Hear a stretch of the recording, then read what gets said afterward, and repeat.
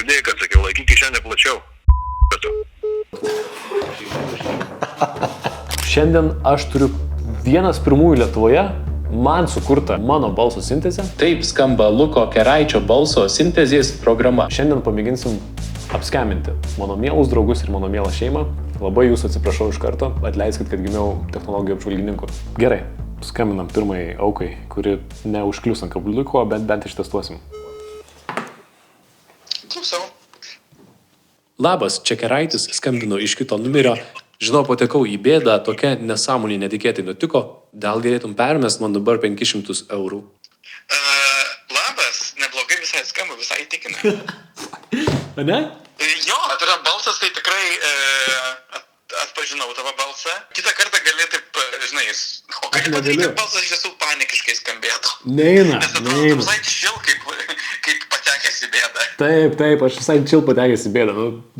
Negaliu aš jo padaryti, kad jisai bijotų. Nu gerai, aš tikiuosi kitą kartą skambutis Negaliu bus, dabar. kur taip, žinai, emocingai. Negaliu bus dabar. 500 eurų. Gerai, turiu bėgti. Iki. Iki. Čiau. Gerai. Skambinam draugui, su kuriuo nesimačiau jau kurį laiką. Tai gal pamiršo, kaip skambu. Labas, čia Keraitis, skambinu iš kito numerio. Žinau, patekau į bėdą, tokia nesąmonė netikėtai nutiko. Gal galėtum permest man dabar 500 eurų? Pasakot. Šiaip negaliu dabar daug pasakot. Šiaip neprašyčiau. Sorry, Ignai, ačiū už kantrybę. Matau, kad nepavyks iš tavęs išvilioti 500. Ne, tai kad jau bėt labai jau. A, ne? Aišku. Nu gerai, pažiūrėsim. Klausau. Labas, čia Keraitis, skambinu iš kito numerio. Žinau, patekau į bėdą, tokia nesąmonė netikėtai nutiko. Gal galėtum permest man dabar 500 eurų? Važiuojam, turiu dar tų draugų. Kol kas. Kamputį, kiek draugų likę ir mažėja. Klausau. Labas, čia Keraitis, skambinu iš kito numerio. Žinau, patekau į bėdą, tokia nesąmonė netikėtai nutiko. Gal galėtum permest man dabar 500 eurų?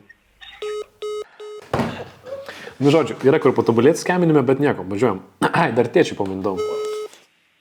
Klausau. Labas, čia Lukas skambina ne iš savo numerio. Ką čia daug? Labas, čia Lukas skambina ne iš savo numerio. Žinau, patekau į bėdą, tokia nesąmonė netikėtai nutiko. Ar galėtų man dabar permest 500 eurų? Skubiai gana reikia. Tuoj. Dabar reikia dabar reikia tikrai labai. Girdėjai, kad sakiau, laikyk kišenę plačiau. Pasakot.